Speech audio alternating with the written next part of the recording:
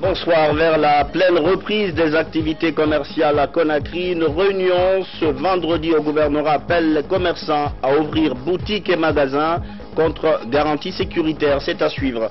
À suivre aussi les efforts agricoles à Bodje dans Dalaba pour l'accroissement de la production de la patate rouge. 2 hectares mis à la disposition des producteurs. L'initiative est à sa première année. Et puis la religion au service de la paix, des prières collectives sur l'axe Amdallah et Kabyle. Le Conseil des sages appelle au renforcement de la quiétude en cette période post-électorale. Voilà pour les titres. Bonsoir. Des mouvements sociaux sporadiques ces jours-ci à Conakry, l'ombre d'une crise qui plane et qu'il faut casser absolument. Place à la paix au cours de cette rencontre entre le ministre des Droits de l'Homme et les coordinations régionales. Le ministre est choqué par les envolées verbales sur les réseaux sociaux notamment. Bernard Tonguino a suivi la tournée. Depuis le début du processus électoral, le ministre des Droits de l'Homme multiplie les sorties de terrain pour apaiser le climat social. Cette fois, Khalifa Gassama Diaby vient à la rencontre des coordinations régionales. La démarche vise à impliquer ces sages des différentes régions dans la sensibilisation pour la sauvegarde de la paix. Ce que les Guinéens doivent savoir, Dieu nous a dotés de richesses immenses. Travaillons dans l'intérêt du développement de ce pays. Nous y avons intérêt. Et nous, coordination Halipoula, nous n'avons pas autre mission, sinon essayer de raccommoder tout ce qu'il y a et tout ce qu'il y a eu comme déchirure entre nous. C'est notre seul objectif. Je vous demande, vous, médias, de nous aider à avancer de belles paroles, comme vous avez cette possibilité de parler devant le public et à la radio. Faites en sorte que nous soyons ensemble. Moi, je n'ai jamais été opposé à une autre ethnie. Et mon meilleur ami était Maninka. C'est pas un peu. Nous avons toujours demandé, il y a plus de 20 ans, la paix dans ce pays. Dieu nous a accordé la richesse sur la terre. Nous avons tout. Il faut que les êtres humains s'entendent. Nous, les sages, nous sommes très occupés parce que nous ne savons pas quel moment nous allons mourir en laissant nos petits-enfants et nos enfants derrière nous. Donc nous voulons vraiment la paix dans ce pays. Nous pleurons. Nous voudrons qu'il y ait l'entente. Il n'y a pas d'ethnie. Nous sommes des êtres humains. Les 3/4, c'est des musulmans et des catholiques. Donc nous reconnaissons Dieu. Aux leaders, nous leur demandons qu'ils acceptent le résultat des urnes et s'il y a des revendications qui s'adressent aux institutions internationales, à la justice, que la jeunesse pense à son avenir et qu'elle évite de se laisser manipuler. Ce n'est pas en sortant dans la rue que leur problème sera résolu. Ces échanges avec les sages des différentes régions interviennent à un moment où le pays attend les résultats provisoires de l'élection présidentielle. Pour le ministre, l'implication des sages dans la sensibilisation est un facteur essentiel pour faire chuter la fièvre post-électorale. À ce jour, tous les apports sont essentiels. Tous les Guinéens, tous les citoyens guinéens doivent se lever, chacun là où il est, et apporter un peu de ce qu'il a, aussi dans le cœur, mais dans la tête, pour faire en sorte d'apaiser nos peines, nos frustrations, nos malentendus, nos désaccords, et nous faire comprendre que le préalable paix, c'est pas simplement un discours moral, c'est un discours pragmatique. Sans la paix, on ne peut pas aborder nos difficultés. Il faut que nous acceptions d'abord de maintenir cet équilibre social. À partir de cela, nous pouvons aborder, affronter avec rigueur, avec vérité, avec honnêteté, nous pourrons affronter toutes nos difficultés, tous nos problèmes, qu'ils soient d'injustice, de frustration, de malentendus ou d'autres, on peut les aborder de façon plus efficace. Parce que si on déclenche la violence, les difficultés d'aujourd'hui ne seront que plus grandes demain. Donc je lance un appel au calme. L'ancien président de l'Observatoire national de la démocratie en Guinée n'est pas à sa première sortie de terrain pour sauvegarder la paix et faire respecter les droits humains. Khalifa Gassama Diaby entend poursuivre ses actions de terrain en faveur de la cohésion sociale. Plusieurs autres voix s'élèvent pour inviter les Guinéens à mettre au-dessus de l'enjeu électoral, celui de la paix. Ce soir, nous allons écouter aussi l'ancien champion du monde de boxe, Lansana Bea Diallo. Son message s'adresse essentiellement aux leaders politiques, mais surtout à la jeunesse qui a tout à perdre dans les violences. Suivez. La Guinée, elle a une démocratie depuis 5 ans. On a voté pour la première fois en 2010 pour les présidentielles. Nous sommes au deuxième présidentiel aujourd'hui. On est en 2015. Cela fait 5 ans. Vous pensez que un pays et des irrégularités, il n'y en a pas dans d'autres pays? S'il y en a, mais vous pensez que pour ça on va sacrifier des enfants? Non. Et si on veut sacrifier des enfants? Et si on veut sacrifier des gens dans la rue? Moi je demande que ceux qui appellent à ces gens, à ces enfants, à ces jeunes d'aller dans la rue, je leur demande d'aller avec eux dans la rue et de prendre leurs enfants et leurs femmes avec, et que eux aillent devant. Alors on vous suivra. Mais ne demandez pas aux gens de se sacrifier pour vous, pour vos ambitions personnelles. Aujourd'hui, la Guinée est en train de se construire à travers une démocratie. Cette démocratie peut être contestée. La méthode du pouvoir peut être contestée. Elle peut être contestée d'une manière pacifique, d'une manière constructive, et non pas utiliser la violence. Les plus grands hommes, Gandhi, Martin Luther King, ils n'ont jamais utilisé la violence. Et finalement, on parle de ces grands hommes, et finalement ce sont ces grands hommes qui ont gagné. Et donc moi je demande une chose, et la chose que je demande, c'est de dire aujourd'hui, attendons les résultats définitifs. Et si ces résultats définitifs sont contestables, utilisons les voies judiciaires pour exprimer ces contestations. La religion, pour insister sur la nécessité de la paix en cette période post-électorale, le Conseil des sages des 75 mosquées situées sur l'axe Amdallah et Kabélé a organisé une cérémonie de lecture du Saint-Coran. C'était dans la mosquée centrale de Koloma 1. Des prières ont été dites pour l'apaisement du climat social en Guinée. Sangiana Kamara, Saliouba. Les 75 mosquées de l'axe Amdallah-Kabélé ont pris part à cet événement. Des prières sont formulées pour la paix, l'entente et la cohésion sociale en cette période post-électorale. Même sentiment de quiétude pour Elhadj Amadou Ouri dit Diallo Sadakaji qui a présidé la cérémonie de lecture du Saint-Coran. Nous voulons la paix pour le pays. On remercie les imams, les sages qui se sont mobilisés pour nécessiter la prière pour que la paix règne dans le pays. Comme vous le savez, tout se construit avec la paix. Sans la paix, rien ne pourrait se construire. Nous sommes aujourd'hui contents avec cette jeunesse organisée aujourd'hui dans la grande mosquée centrale de Koloma 1 avec les grands sages, les imams de la localité ainsi que les autorités locales. Vraiment, nous les félicitons, nous remercions davantage pour que la paix règne dans la cité. Le sujet de rénovation de cette maison de Dieu a été abordé au cours de cette cérémonie. Il est question d'une extension qui va permettre à la mosquée d'accroître sa capacité d'accueil. C'est l'une des plus vieilles mosquées de l'Axe, mais qui n'a jamais cessé de prier pour la paix. Ça, ils ont toujours prié pour la paix.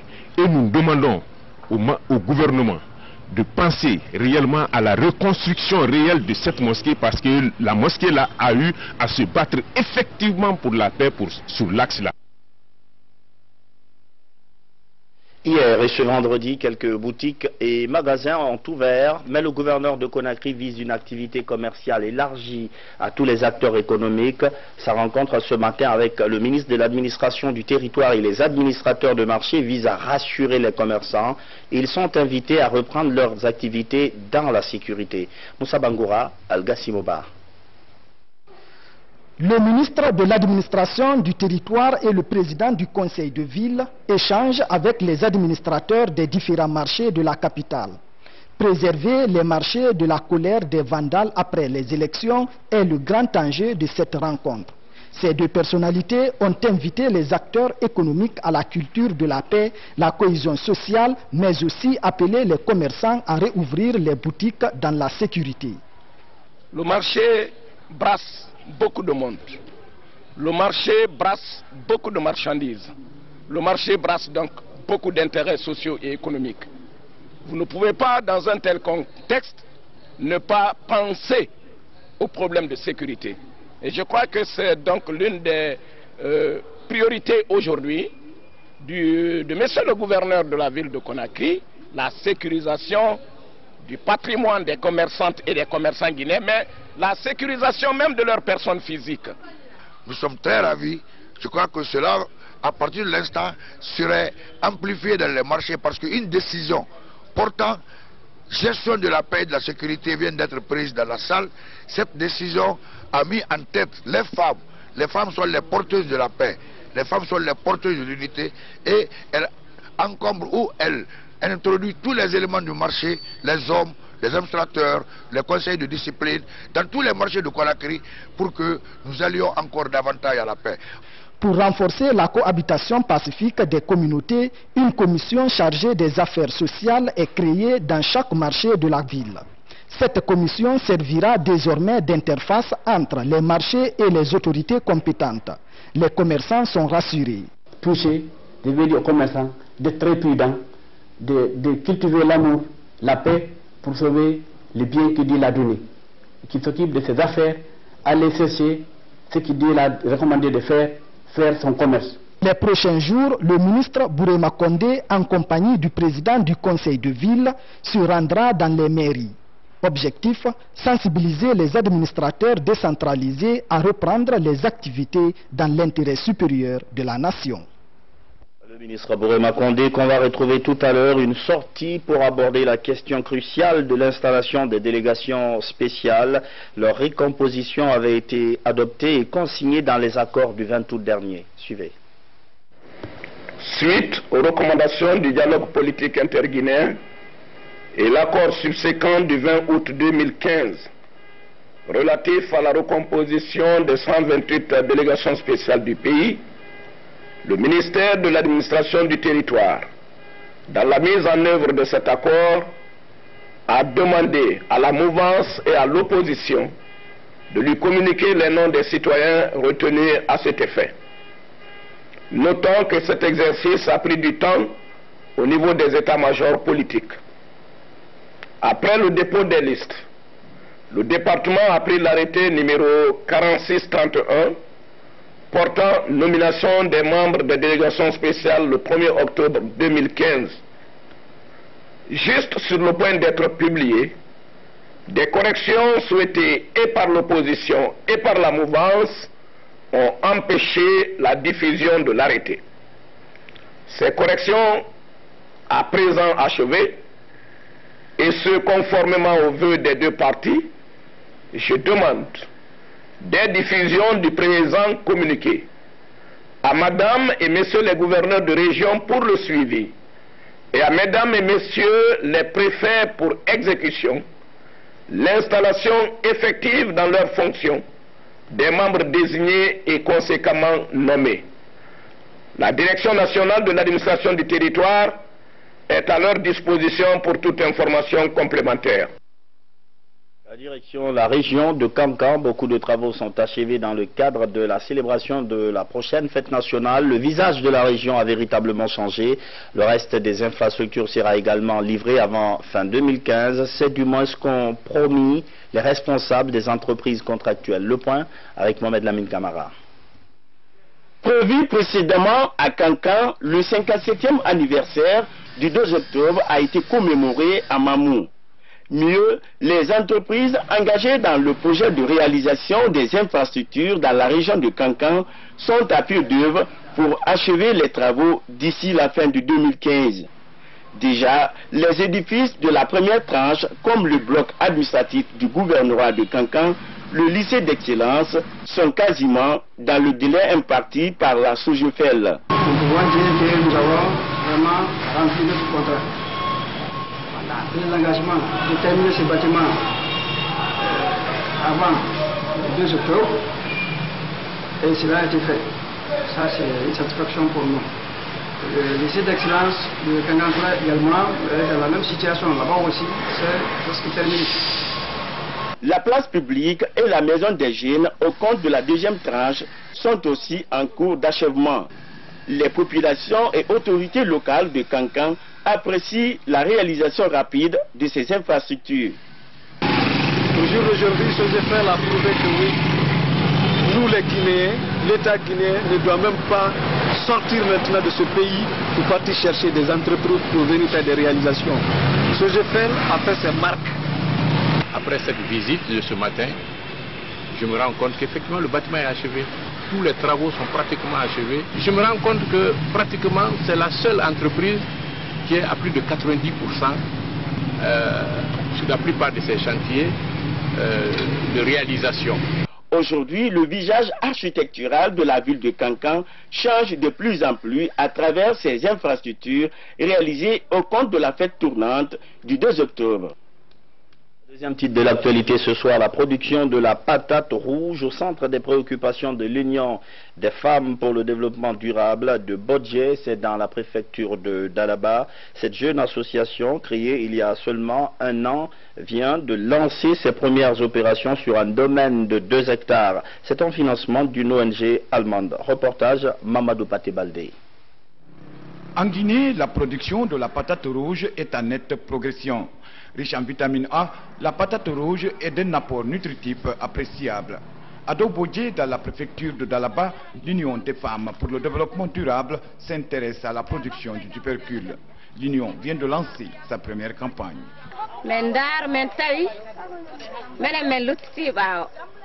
Nous avons compris que nous étions en arrière, raison pour laquelle nous avons décidé de former cette union pour notre épanouissement. Nous voulons le développement et le bien-être de nos enfants, d'où est venue l'idée de créer cette union pour améliorer nos conditions de vie. Grâce à l'ONG allemande École Solidarité d'Obodje, l'IFDD a mis en valeur 2 hectares de patates rouges sur un domaine non loin du chef-lieu de la sous-préfecture de Bodje Centre. Pourquoi la patate rouge? C'est la production de la vitamine A. Vous savez qu'il y a des projets partout dans le monde où on intensifie cette production car une patate pour un enfant remplace un comprimé de la vitamine A.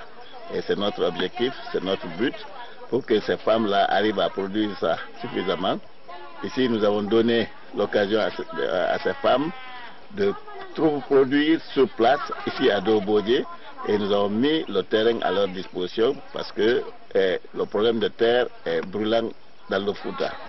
À côté de la patate blanche produite dans les champs et dans les bas-fonds, l'UFDD a pour ambition de vulgariser la patate rouge dans tous les secteurs et impliquer d'autres femmes dans la valorisation de cette culture. Actuellement, l'ONG allemande sillonne les localités environnantes pour identifier d'autres domaines favorables à la production de la patate rouge. Plus de 600 millions de francs guinéens pour les producteurs de la filière maïs de la Haute-Guinée. C'est un geste de la fondation Rio Tinto. Il vise à financer un projet qui couvre 3 préfectures dont Kankan. 4000 producteurs sont concernés et devraient voir leur activité relancée après l'épreuve d'Ebola. Ansouman Toumani Kamara. En Haute-Guinée, après le riz, le maïs est la céréale la plus cultivée. Cependant, sa production a chuté cette année avec l'apparition de la maladie d'Ebola dans la zone, notamment à Kouroussa, Mandiana et Kankan. Cette baisse de production est due à la psychose de l'épidémie qui a entraîné le déplacement massif des paysans. Avec ce projet d'appui à la relance de la filière maïs après Ebola en Haute-Guinée, il est question d'améliorer les revenus de plus de 4000 paysans dans la zone. L'année 2014 a été très difficile pour les populations des zones touchées par l'épidémie à virus Ebola en Haute-Guinée. C'est pourquoi nous, techniciens, avons monté ce projet pour relancer la filière maïs. Le coût global du projet s'élève à plus de 611 millions de francs guinéens, dont les 92% sont venus de la fondation Rio Tinto et les 8% cofinancés par les bénéficiaires. Je pense qu'en Haute-Guinée ici, nous connaissons la place qu'occupe le maïs dans l'alimentation de la population. Cette filière donc, la faire développer, c'est contribuer activement à l'atteinte de la sécurité alimentaire. Pour une durée d'1 an, le projet de relance de la filière maïs en Haute-Guinée post-Ebola doit, outre la pérennisation des acquis, renforcer les capacités techniques et institutionnelles des membres de la Fédération des unions des producteurs de maïs de la savane guinéenne. Le gouvernement guinéen et la FAO caressent le rêve d'augmenter leur aide envers les petits exploitants. Cette année, la célébration de la journée mondiale de l'alimentation pose une problématique cruciale, l'accroissement de l'intervention des partenaires au niveau des acteurs ruraux. Fodé Camara, Saliouba. Améliorer la sécurité alimentaire et la nutrition reste la principale préoccupation de l'Organisation des Nations Unies pour l'alimentation et l'agriculture. Une institution dont le 70e anniversaire coïncide avec la journée mondiale de l'alimentation 2015. Une journée célébrée cette année sous le thème « Protection sociale, agriculture, briser le cercle vicieux de la pauvreté rurale ». En Guinée, cette journée est célébrée dans un contexte de crise sanitaire. L'épidémie d'Ebola a entraîné par endroits un ralentissement des activités agricoles. Toute chose qui invite à l'action. Formation des agents de développement rural pour la sensibilisation des communautés à la base. La réalisation des évaluations de l'impact de l'épidémie sur l'agriculture et la sécurité alimentaire. La distribution d'intrants et d'équipements agricoles. La distribution de l'argent liquide pour les ménages les plus affectés, ainsi que la formation des techniciens et les autres acteurs communautaires sur la surveillance épidémiologique de la faune sauvage et domestique. Pour faire face à cette crise, avec le soutien des partenaires techniques et financiers, le gouvernement guinéen a mis en branle une série d'actions de protection sociale pour renforcer la résilience des populations rurales. Il convient de saluer ici la capacité de résilience des populations agricoles guinéennes qui ont maintenu globalement un niveau de satisfaction des besoins en produits céréaliers, vivriers et maraîchers sur les marchés. Grâce au leadership remarquable sur le plan national et international du professeur Alpha Condé, président de la République, des dispositions sanitaires efficaces ont été déployées ainsi que des interventions d'urgence d'approvisionnement alimentaire des populations touchées. Sur le plan mondial, des progrès ont été enregistrés par endroits. Sur 129 pays, 72 ont réduit de moitié la prévalence de la sous-alimentation au sein de leur population. Sur une action sur la forêt de Kouradi dans Kindia, sans grandes conséquences pour l'écosystème, des acteurs de la filière bois ont reçu le feu vert du ministère de l'Environnement pour des actions ciblées. À côté des mesures sont envisagées pour favoriser la régénération des essences forestières. Ça marathonne. À 20 km de la commune urbaine de Kindia, la forêt de Kouradi. Depuis 1942, ce domaine de 3000 hectares, essentiellement composé de 2 espèces forestières, les Mérina Etek, est classé patrimoine de l'État. Après plus de 70 ans d'existence, une délégation du département de l'environnement visite le site. Objectif, déterminer les règles d'exploitation de cette forêt avec les spécialistes de la filière bois. Les mélinas que vous avez vus là, il y a eu non seulement la coupe clandestine, mais il y a eu aussi des mélinas qui sont dégradés parce qu'elles ont atteint l'âge d'exploitabilité. Donc il faut les couper, les valoriser, donc au bénéfice à la fois donc des artisans, de tous les acteurs de la filière, c'est-à-dire les artisans du bois, parce que le bois de Mélina il est très prisé maintenant au niveau de Kindia et puis au niveau de Conakry.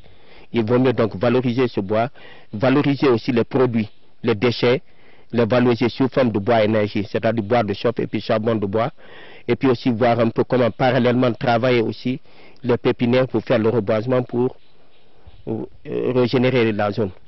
Contrairement aux anciennes pratiques de coupe anarchique du bois, l'exploitation de la forêt de Kouradi se fera selon les normes environnementales. Les arbres en maturité sont identifiés et marqués au rouge par les techniciens de la filière bois. Ils seront coupés et utilisés au service des populations. Et avec cette organisation par la filière de bois, la population vraiment a une grande partie d'intérêt. Parce que d'abord, la façon dont nous allons traiter les bois, ça permettra la population d'avoir le bois avec un prix vraiment très favorable par rapport à avant. Ça c'est une première fois. La deuxième des choses encore, la qualité des bois que nous allons scier ici, ça sera professionnel. Pour régénérer les arbres coupés, ces techniciens de bois utiliseront des méthodes de traitement sylvicole. La technique consiste à développer les rejets des souches des arbres coupés. Quand tu coupes un pied, normalement tu peux avoir 2-3 pieds à côté. Tous les 3 ne sont pas bons. Il faut garder les bons pieds qui sont là pour leur permettre de se développer. En quelques années aussi, on pourra les exploiter au profit de la population. Cette nouvelle technique d'exploitation du bois devrait permettre à la Guinée d'utiliser judicieusement ses réserves de bois au bénéfice des populations. Enfin, pour vous dire que la Coupe du Monde des cadets débute demain au Chili. La Guinée joue contre l'Angleterre à 19h temps universel. C'est une équipe guinéenne engagée et motivée qui s'apprête à affronter son adversaire du jour. C'est du moins ce qui ressort de l'entretien entre Lanciné Kabassan, qui est directeur national adjoint du sport, et Omar Dieng. Suivez. La délégation est confiante. Depuis notre arrivée ici le lundi, et tout se passe très bien. Les enfants s'entraînent dans les meilleures conditions. Les entraîneurs continuent à faire du bon boulot avec les enfants. Au niveau de l'hébergement, il n'y a pas de problème. L'alimentation, donc nous sommes très confiants et les entraînements se passent dans les meilleures conditions.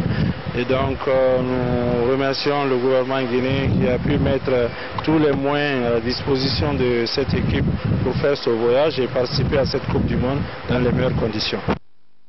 Des propos recueillis par Omar Dieng. C'est la fin de cette édition d'information. Merci de votre fidélité à la télévision guinéenne. Bonsoir.